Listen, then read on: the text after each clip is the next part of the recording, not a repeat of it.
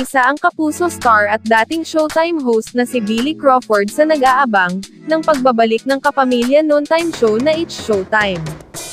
Kasalukuyang sinusunod ng It's Showtime ang kanilang 12-day suspension, na nagsimula noong October 14, 2023, alinsunod sa utos ng Movie and Television Review and Classification Board, na pinamumunuan ni Chairperson Lala Soto Antonio.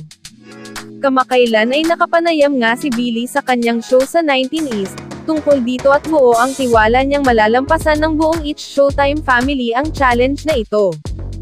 Aniya, It's Showtime and that family and that community, whatever they will experience, whatever hardships or struggles, nalalampasan nila.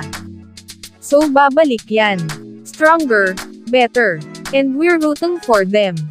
Pansamantala itong pinalitan ng programang pinamagatang It's Your Lucky Day, kung saan host sina Luis Manzano, Melay Cantiveros, at marami pang iba. Samantala, marami ring pinaghahandaan ngayon si Billy at kabilang na nga rito ang kanyang upcoming Kapuso project. Hindi naman na muna nagbigay ng detalye tungkol dito ngunit excited na siya para sa kanyang bagong proyekto. Kwento nito, wala pa schedule. Inaayos lang yung calendar. Pero I'm gonna be part of something. I can't say now until ma-release na. Pero hopefully next year. Hula tuloy ng ilan ay magge-guest ito sa nalalapit na anibersaryo ng It's Showtime.